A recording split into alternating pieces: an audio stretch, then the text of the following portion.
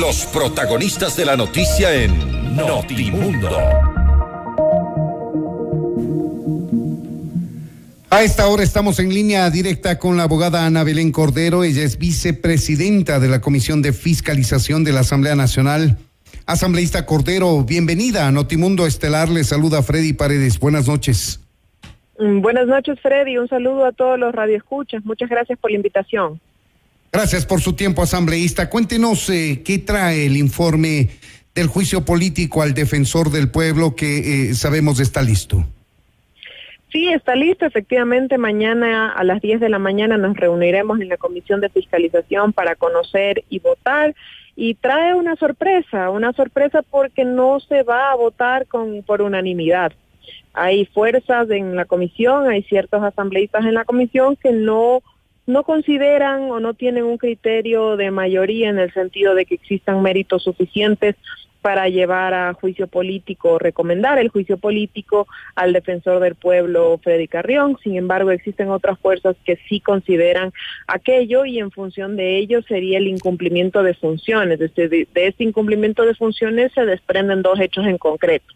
El primero, el hecho de haber roto el toque de queda dentro de un estado de excepción en el que nos encontramos en la madrugada del mes de mayo. Y el segundo, por utilizar bienes públicos, en este caso el vehículo de la Defensoría del Pueblo y el personal de la Defensoría del Pueblo, fuera de horarios de trabajo. Estas dos causas o de estos dos hechos se desprendería el hecho de que se está vulnerando la magistratura del cargo de la Defensoría del Pueblo, el llamado no solamente a garantizar la defensa de los derechos humanos y la defensa de los ciudadanos, sino también la probidad y la idoneidad para el cargo, ¿no? Quiso desvanecer esta causal el defensor del pueblo en su defensa en el marco de este juicio político, asegurando que era una reunión de trabajo, que le quería entregar información el exministro de Salud, y entonces por eso fue con su chofer en horas de la noche y el vehículo de uso oficial de la Defensoría del Pueblo estaba parqueado mientras él estaba reunido con el exministro de Salud. Así es, efectivamente él mencionó en su defensa en la comisión, indicando que lo citó el exministro de Salud para ponerle en conocimiento de algún tema en particular. Sin embargo, él fue al departamento del exministro de Salud hasta altas horas de la noche, donde había de lo que se conoce el licor. Él dice que consumió unas alitas y unas copas de vino y que no se acuerda más. No se acuerda más de los hechos adicionales que ocurrieron ahí. Sin embargo, sí se acuerda en dónde estaba, con quién estaba. Es un poco extraña esas declaraciones. Entiendo yo que ya el tema por el cual se le acusa, eso se está tramitando en la justicia, eso es un tema aparte del control político que ejercemos nosotros. Sin embargo, para nosotros lo más importante es demostrar que el personero del Estado llamado a defender los derechos humanos y a promover la defensa de los derechos humanos y a demostrar con acciones la magistratura y la ética en el cargo ha sido bastante cuestionado, por decirlo menos, y eso es lo que se develará en el informe de la Comisión de Fiscalización. Fueron dos las causales que se le imputó al defensor del pueblo. El primero hace relación al incumplimiento de funciones, que ya lo detallamos y que usted, al igual que otros legisladores, le encuentran incurso en esta causal. Pero también se habló de falta de probidad notoria del funcionario asambleísta. Así es. De hecho, existe una única causal de acuerdo al artículo 78 de la Ley Orgánica de la Función Legislativa, que es el incumplimiento de funciones. Sin embargo, de ese incumplimiento de funciones se derivan estos hechos. El uno, por supuesto, es la falta de probidad al incumplir normas que estaban rigiendo en ese momento a nivel nacional, como es el toque de queda, y por otro lado, al mal utilizar, y en ese tema ahí va el tema de la probidad, mal utilizar los recursos del Estado, tanto el vehículo como el personal de la Defensoría del Pueblo, para temas netamente personales y fuera del horario de trabajo. Esos son los dos hechos con los cuales se construye, digamos, el argumento en el informe de la Comisión de Fiscalización para promover o para sugerir al Pleno de la Asamblea Nacional el ir a juicio político y eventualmente proponer una destitución del cargo y una censura del funcionario. Vale la pena aclarar aquí, asambleísta Cordero, que el presunto intento de abuso sexual que se ventila como una acción penal en la Fiscalía no ha sido analizado en el marco de este juicio político. En lo absoluto, no tenemos nosotros competencia para juzgar, ni para investigar, ni para analizar presuntos hechos que configurarían un delito, y más allá de ello tampoco podemos llamar a comparecer a nadie que esté relacionado con aquello, en virtud de que no podemos nosotros revictimizar a cualquier víctima o potencial víctima de un delito, ni se diga de un delito sexual, con lo cual no nos compete a nosotros analizar ese tema, ¿no? ¿Cuánto afectó el hecho y cómo fue tomado por usted y otros legisladores el hecho de que Mauro Falconi, el exministro de Finanzas, aduciendo ser víctima o testigo protegido de la Fiscalía, no acceda a comparecer al seno de la Comisión de Fiscalización? Sí afectó, de verdad afectó, porque quien debe ser un testigo protegido de la Fiscalía debió haber sido la persona agraviada, en este caso la pareja del señor Falconi, no el señor Falconi, porque él no fue agraviado en términos de un potencial delito sexual, si bien estuvo involucrado en los hechos del caso. Hubiese sido importante que nos cuente para qué citó al defensor del pueblo en su departamento, qué tenían que ver esos $45,000 que se encontraron en su departamento, qué fue lo que consumieron, qué pasó en las siguientes horas en el momento de la presunta riña que hubiese ocurrido, qué pasó con los partes policiales en un inicio y al amanecer, qué pasó cuando llegó la señora fiscal. Todas esas interrogantes que únicamente nos pudieron dar fe los señores policías que estuvieron ahí presentes, hubiese sido importante que el exministro de Salud nos cuente a la Comisión de Fiscalización y al país qué fue lo que ocurrió, ¿no? Tampoco se tomó en cuenta el hallazgo de ese dinero en efectivo, más de $45,000 en el departamento, que fue el escenario de este bochornoso suceso entre una autoridad en funciones y una ex autoridad. Pero ¿usted ha evidenciado contradicciones en las versiones de las personas que han sido llamadas a comparecer a la Comisión de Fiscalización?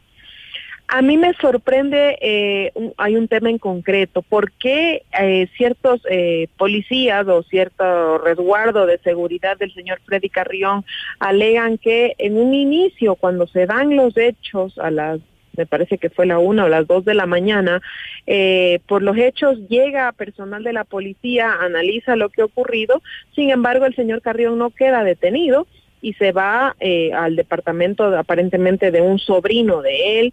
Luego, cuando él se siente mal, va a una clínica y luego sí, en la clínica se produce finalmente, después de todo el análisis, una detención.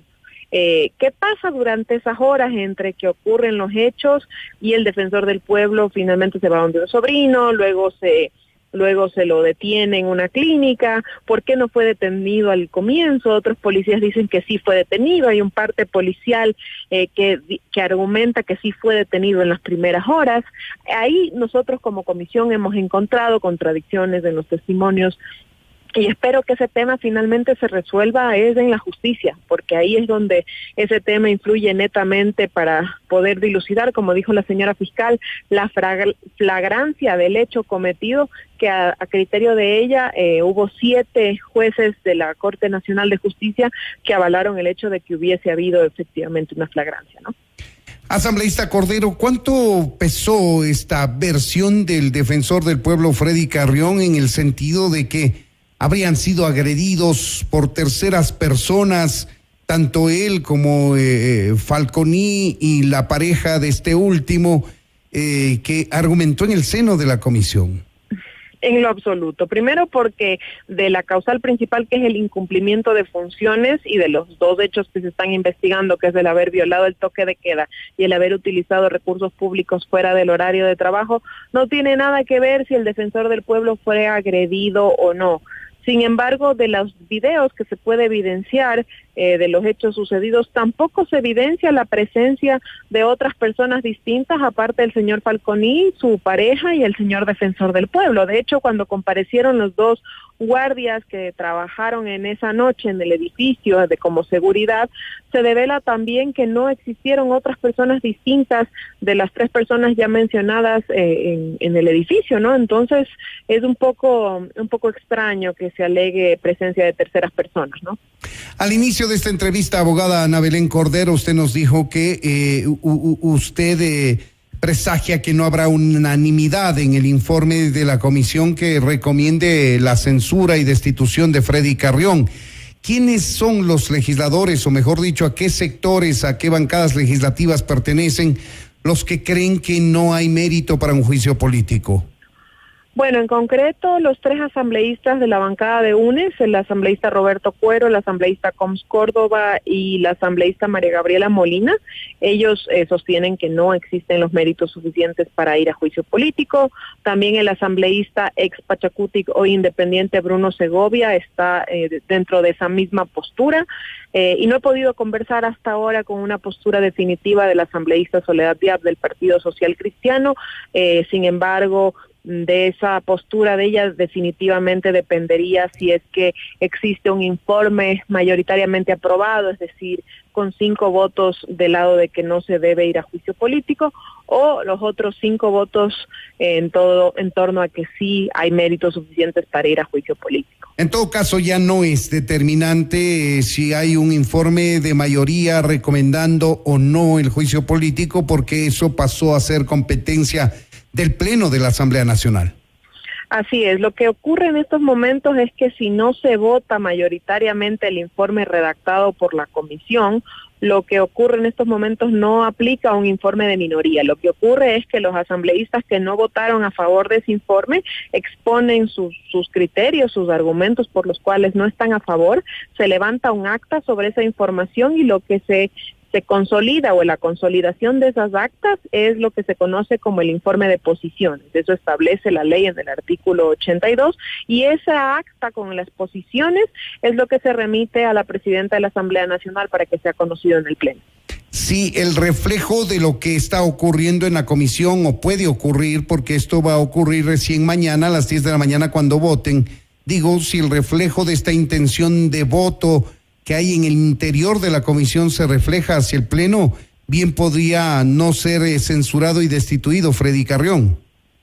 Es probable que el sentir en pequeño de la comisión, en las distintas bancadas representadas, se refleje en el Pleno. Sin embargo, debemos considerar que ni Pachacutic ni la Izquierda Democrática están representadas ya en la Comisión de Fiscalización, con lo cual esos serían dos bloques o 2 bancadas importantes que en el Pleno jugarían un rol primordial en la votación finalmente, ¿no?